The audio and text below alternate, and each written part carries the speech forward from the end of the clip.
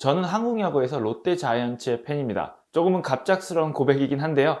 스포츠에 관심이 없으셨던 저희 어머니는 어느 날 롯데백화점에 가셨다가 롯데백화점에서 하는 롯데 자이언츠 어린이 회원 가입 행사를 보시고는 롯데 자이언츠 어린이 회원 패키지를 들고 집으로 돌아오셨습니다. 다행인 것은 제가 롯데의 팬이 되고 몇 년 있다가 1992년에 롯데 자이언츠가 우승을 했다는 것입니다. 부산이란 도시에 한 번도 가본 적 없는 서울 토박이었던 저는 우승을 목격한 이후 롯데에 점점 더 빠져들었습니다. 물론 그 우승 이후 롯데가 이렇게 긴 시간 동안 저를 힘들게 할 줄은 몰랐습니다. 당시에 롯데 타선을 기억해보면요. 전준호, 김은국, 박정태, 김민호, 조성욱, 이종훈과 같은 선수들이 있었고요. 그 당시 롯데 선수들의 타격 폼은 정구단에서 가장 독특한 타격 폼을 갖고 있는 것으로 유명했습니다. 박정태 선수의 타격이 특히 유명하긴 하지만 자갈치 김민호, 전준호, 그리고 공필성과 같은 선수들의 타격 자세 또한 꽤 독특했었습니다. 그 당시 롯데에서 제가 제일 좋아하는 선수는 전준호와 박동희 선수였지만 계속해서 눈이 가고 마음이 쓰이고 정말 못하는 것 같지만 미워할 수 없고 그래서 너무 좋기도 하고 제 마음이 좀 오락가락한 선수가 한 명 있었는데요. 바로 움직이는 화약고 공필성 선수였습니다. 수비를 잘하는 것도 아니었고 그렇다고 어마어마한 공격력을 가지고 있는 것도 아니었으며 순간순간의 플레이가 어디로 튈지 몰라서 그 폭탄이 어디에 터질지 항상 마음 졸이면서 봐야 했던 그의 경기였는데요. 우승을 하던 그 시기에 좋은 타자가 정말 많았던 롯데의 타선에서 가장 약한 타자였지만 몸에 맞아서라도 나가겠다는 투지만은 정말 대단한 선수였습니다. 저는 이런 생각도 듭니다. 예측 불가능했던 그의 플레이, 예측 불가능했던 그의 타석은 상대팀에게도 불안함을 안겨주었고 이것은 예상 밖으로 롯데에게 어느 정도는 어드밴티지가 되었었던 것 같습니다. 서론이 조금은 길었는데요. 오늘 영상의 주인공은 제가 토론토의 경기를 볼 때 그 당시 공필성 선수를 보는 듯한 그런 감정을 다시 느끼게 해주는 토론토의 대표적인 4차원 선수이고 파인애플맨, 피냐 파워이자 공포의 7번 타자 로에더스 구리엘입니다.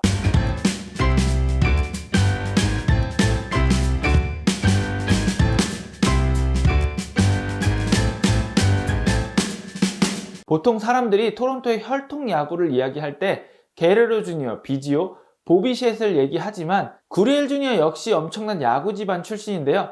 우선 구리엘 주니어의 아버지인 로우데스 구리엘은 큐바의 전설적인 야구 선수입니다. 그는 1992년 바르셀로나 올림픽에서 금메달을 땄고 베이스볼 월드컵 6회 우승, 우리의 아시안 게임과 같은 패남 게임 금메달 4연패 등 선수 커리어 내내 수많은 국제대회 우승을 경험한 선수이며 은퇴 후에는 쿠바 대표팀의 감독도 맡았던 인물입니다. 그리고 둘째 형 율리 구리엘은 현재 휴스턴에서 뛰고 있는 바로 그 구리엘입니다. 큰형 유니 구리엘 또한 야구 선수였는데요.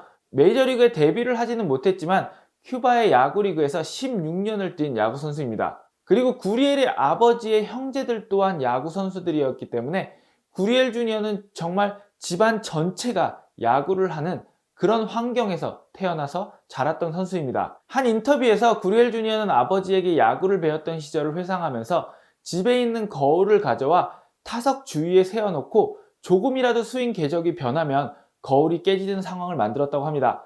거울이 깨지게 되면 집에 돌아가서 어머니께 왜 집에 있던 거울이 깨졌는지를 설명해야 되고 혼났기 때문에 어린 구리엘 주니어는 정말로 집중을 해서 스윙을 할 수밖에 없었던 상황이었다고 합니다. 또한 아버지는 구리엘 주니어의 송구의 정확성을 키우기 위해 집 밖에 창문과 창문 사이에 관역을 그려놓고 구리엘 주니어에게 공을 던지게 해서 그 관역을 맞추게 했다고 하는데요.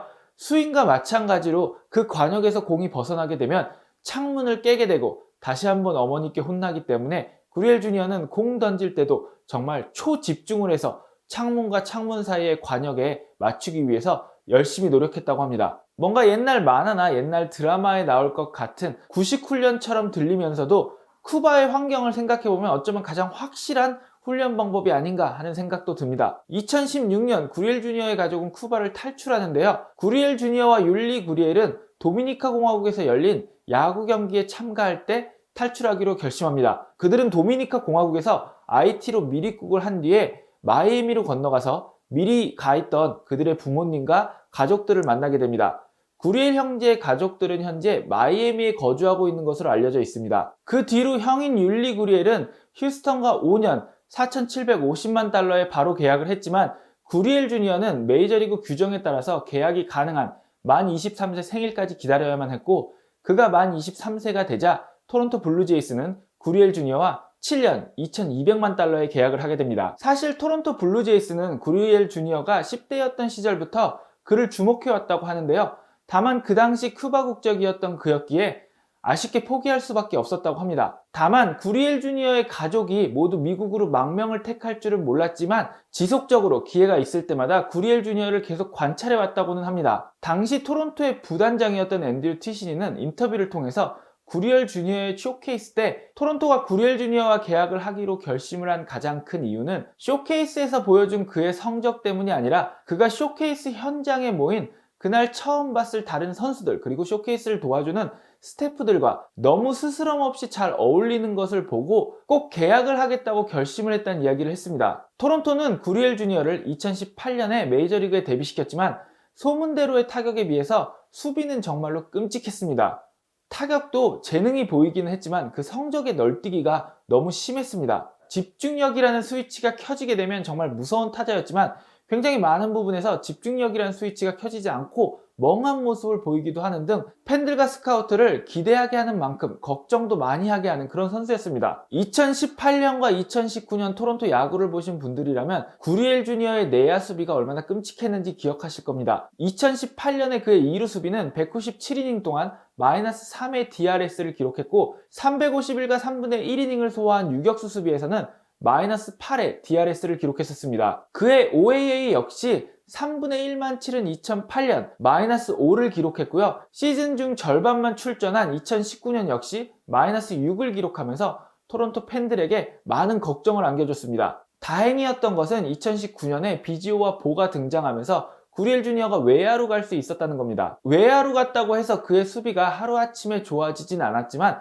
나름 반전이 기다리고 있었습니다. 여전히 공의 낙하 지점 파악 능력과 캐치 능력은 절망적이었지만 내야수 출신이었던 그는 공 캐치 후 송구 동작이 누구보다 빨랐으며 어린 시절부터 어머니에게 혼나지 않기 위해 창문 사이로 던졌던 그의 송구는 누구보다 정확하고 빨랐습니다. 이런 이유에서 불안불안한 수비에도 불구하고 리그 최고의 보살 능력을 보여주었고 2021 시즌에 구리엘이 기록한 12개의 보살은 그가 골드글러브 최종 3인 후보에 2년 연속으로 오르게 했습니다. 여러분이 토론토의 경기를 보시다가 구리엘 주니어의 수비를 보시면 어떻게 저런 선수가 2년 연속 골드글러브 파이널리스트에 올랐는지 궁금하실 겁니다. 그 이유는 바로 리그 최고의 보살 능력을 보유하고 있는 선수이기 때문입니다. 그리고 앤드류 티시니의 마음을 뺏어갔던 그의 친화력과 엉뚱함은 아직도 유효합니다. 토론토의 경기를 보다 보면 물을 마시다 말고 한 이닝 내내 생수병을 멍하니 쳐다보고 있는다든지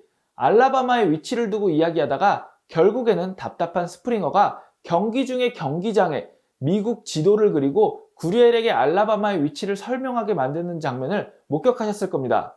그리고 더니든에서 경기를 할 때 해가 질 때 햇빛 때문에 공을 잡기 어렵기 때문에 자신의 낙하지점 판단 능력이 떨어진다는 이야기를 하지만 선글라스를 쓰라는 조언에는 선글라스가 불편하다는 이유로 쓰지 않았고 결국에는 선글라스를 쓰고 나서는 해맑게 웃으면서 선글라스가 너무 편하고 좋다라는 말을 하는 그는 정말로 종잡을 수 없는 선수입니다. 그의 독특한 헤어스타일은 피냐 파워라는 별명을 만들었는데요. 피냐는 파인애플이라는 뜻으로 곧 파인애플 파워라는 뜻이 됩니다. 그리고 구리엘 주니어 역시도 이 파인애플이라는 별명이 마음에 드는지 종종 파인애플이 그려진 셔츠를 입고 나오기도 하고 인터뷰 중에 파인애플을 언급하기도 하며 토론토 블루제이스 구단 또한 구리엘 주니어 데이에는 파인애플이 그려진 티셔츠를 기념품으로 팬들에게 나눠주기도 합니다. 피냐 파워라는 이름 덕분인지는 몰라도 구리엘 주니어는 날씨가 더워질수록 강한 모습을 보여줍니다.